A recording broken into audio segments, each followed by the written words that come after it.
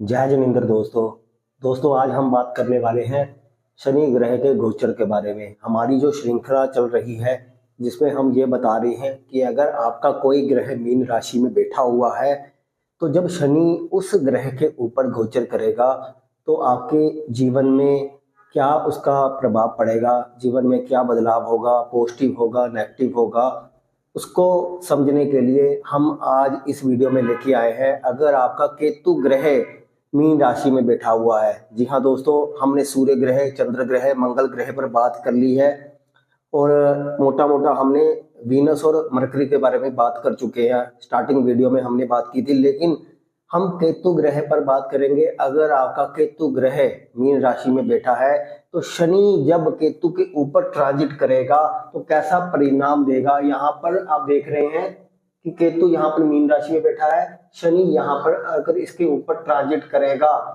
तो आपको समझना है कि किस प्रकार से हमारे जीवन को ये प्रभावित करेगा। सबसे पहले दोस्तों ये जान लीजिए, चाहे केतु यहाँ पर मीन राशि में बैठा हुआ हो सकता है आपका केतु यहाँ पर ना बैठा हो, लेकिन आपका केतु यहाँ बैठा हो, यहाँ बैठा हो, कहीं पर भी बैठा हो, मतलब कहने का मतलब 12, 4, 8, मतलब 4, 8, 12 ये तीन राशियों में अगर आपका केतु ग्रह बैठा है तब भी शनि और केतु का ही ट्रांजिट माना जाएगा। यानी मान लीजिए मीन राशि खाली है लेकिन कर्क राशि में आपका केतु बैठा है, अगर कर्क में नहीं बैठा तो वृश्चिक राशि में केतु बैठा है, तो शनि जब यहाँ से ट्रांजिट करेगा तो आपके केतु से उसका प्रभाव बनेगा, क्योंकि 4, 8, 12 राशियां आपस में इंटरलिंक होती हैं। तीनों राशियां जल तत्व की मानी जाती है और तीनों में एक जैसे ही नक्षत्र होते हैं, तो इनका जो प्रभाव होता है वो भी आप देखेंगे कि 75% तक कंजंक्शन जैसा ही होता है। तो अगर केतु मीन राशि में बैठा है तो 100% प्रभाव यहाँ पर आएगा, नहीं तो 75% तक प्रभाव यहाँ पर रहेगा। इसलिए कोई भी ग्रह का आपको ऐसे ही देखना है, जैसे हमने सूर्य, चंद्रमा और मंगल के बारे में भी जो जानकारी आपको दी थी उसमें भी आप 4, 8, 12 भावों में देखोगे कि कौन से ग्रह बैठे हुए हैं। इसके साथ और भी ग्रह हो सकते हैं बैठे हुए, उन ग्रहों का प्रभाव भी आएगा। वो आप सभी वीडियो को देखोगे तो आपको पता चलेगा, उन सभी ग्रहों की ब्लेंडिंग करके आपको रिजल्ट निकालना पड़ेगा। लेकिन केतु, आपको पता है कि शनि और केतु आपस में अच्छे ग्रह नहीं माने जाते, शत्रु ग्रह ही माने जाते हैं। एज पर मटेरियलिस्टिक वर्ल्ड की अगर हम बात करें, स्पिरिचुअल वर्ल्ड पर दोनों ही ग्रह आपस में मित्र हो जाते हैं, क्योंकि दोनों ही ग्रह हमें वैराग्यपन देते हैं, हमें भक्ति देते हैं, हमें स्पिरिचुअलिटी देते हैं। लेकिन ये मटेरियलिस्टिक वर्ल्ड पर हमारे कर्मों को मोक्ष देते हैं, क्योंकि जो केतु है वो मोक्ष का ग्रह है, केतु मोक्ष का ग्रह है और शनि हमारा कर्म है।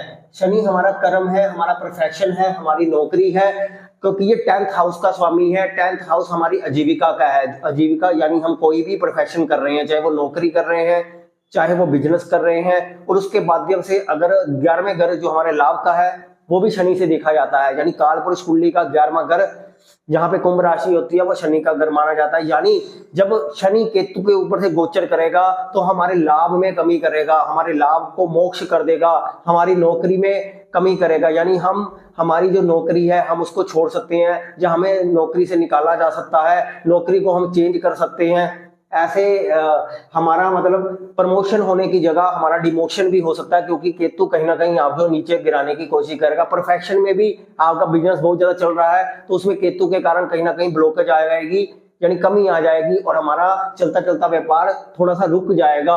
तो ऐसे में शनि जब केतु के ऊपर गोचर करेगा तो मटेरियलिस्टिक वर्ल्ड पर आपको फाइनेंशियल इशू भी रहेंगे, मटेरियलिस्टिक वर्ल्ड पर आपको उतनी तरक्की नहीं मिलेगी जितनी आप डिजर्व करते हो, जितना एफर्ट आप लगा रहे हो, जितनी आप अपनी इनकम के बारे में ज्यादा सोच रहे हो कि मुझे 50,000 आना चाहिए, लेकिन आपको आ रहा है 5,000 रुपया, क्योंकि शनि केतु के ऊपर गोचर कर रहा है। तो ये सबसे बड़ी कमी है यहाँ पर। शनि अगर इसका केतु मीन राशि में बैठा है उसको ये 2.5 साल इन समस्याओं से होकर गुजरना पड़ सकता है। लेकिन शनि केतु कहीं ना कहीं आपको डिटैच करके अपने आप से सोचने को मजबूर करेंगे, फिर आपको ईश्वर की तरफ जोड़ेंगे, क्योंकि शनि और केतु दोनों मिलकर भगवान शिव यानी गंगाधर बन जाते हैं। जटाधारी भगवान शिव की आराधना करने से ये वाले दोष से मुक्ति मिल जाती है। यानी अगर आपका काम नहीं चल रहा तो शिव भगवान की आराधना करें, उनको गंगा जल शिवलिंग पर अर्पित करें तो इस समस्या से मुक्ति मिल सकती है आपको जल्दी से। और गंगा नदी में जाकर भी स्नान करने से भी दिक्कत परेशानियां दूर हो सकती हैं। और हम अगर बात करें, मीन राशि हमारे पैरों की राशि होती है, केतु भी हमारे पैर होते हैं, केतु भी पैर होते हैं, और शनि हमारे जो होते हैं वो दर्द का कारक है। तो ऐसे समय में हमारे पैरों में, हमारे घुटनों में, यानी हमारे टांगों में आसपास, चाहे वो घुटने हो, पैर हो, टांगे हो, ऊपर का भाग हो, तो वहां पर कहीं ना कहीं समस्या दे सकता है अगर जिसका केतु खराब होकर बैठा होगा। पहले हमें यह भी समझना है कि आपका केतु खराब होकर बैठा है या अच्छा होकर बैठा है। जिसका केतु खराब होकर बैठा होगा वहां पर वो टांगों की समस्या करेगा, टांगों में एक्सीडेंट होने की संभावना भी बढ़ाएगा, या इन सब बातों में आपको दिक्कत समस्याएं ज्वाइंट पेन्स के माध्यम से हो सकती है। जिसको पहले से ही अर्थराइटिस की प्रॉब्लम चल रही है उनको और दिक्कत परेशानी दे सकता है। तो इस प्रकार से ये दो बातें तो आपके जीवन में ऐसे देखने को मिल सकती हैं। तो यहाँ पर हमें ये भी कहना है कि शनि केतु अगर मीन राशि में है तो कर्क राशि में भी प्रभाव देंगे, तो आपकी माता को भी ये तकलीफें हो सकती हैं। आपकी माता के रिगार्डिंग आपके जीवन में उनको घुटनों के संबंधी, पैरों की दिक्कत हो सकती है। अगर माता भी आपकी वर्किंग है तो उसके भी रिगार्डिंग दिक्कत परेशानी हो सकती है। और कहीं ना कहीं कुछ प्राइवेट पार्ट से रिलेटेड इशू भी आपको दे सकता है, क्योंकि वृश्चिक राशि पर भी इसका प्रभाव रहेगा। तो लेडीज को जो गायनिकल इशू होते हैं, जो उनके जो लेटेस्ट जब पार्ट्स होता है तो वहां पे भी दिक्कत, ओवरी में समस्याएं पैदा कर सकता है, सिस्ट वगैरह की प्रॉब्लम ये खड़ी कर सकता है। तो ऐसे समय में उन चीजों से आपको सावधान रहने की जरूरत है। तो ये शनि केतु का जो योग है इसको हम अच्छा भी मान सकते हैं, बुरा भी मान सकते हैं। मोस्टली आजकल जो कलयुग है वो मटेरियलिस्टिक ज्यादा है, तो ऐसे में ये गोचर ज्यादा अच्छा नहीं माना जाता, क्योंकि हर इंसान को पैसा कमाना है, मकान बनाना है, लग्जरी लाइफ जीनी है। तो ये जो गोचर है ये उस चीज में कमी करता है, हमारी लग्जरियस लाइफ को कम करता है, कमजोर करता है।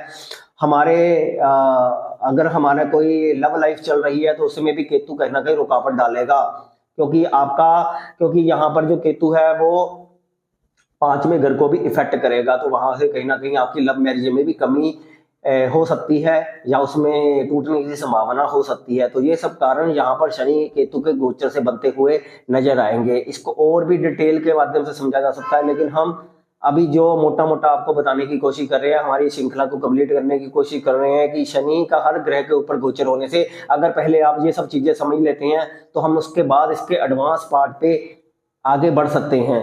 तो वीडियो देखने के लिए आपका बहुत बहुत धन्यवाद। चैनल को सब्सक्राइब करें, वीडियो को लाइक करें।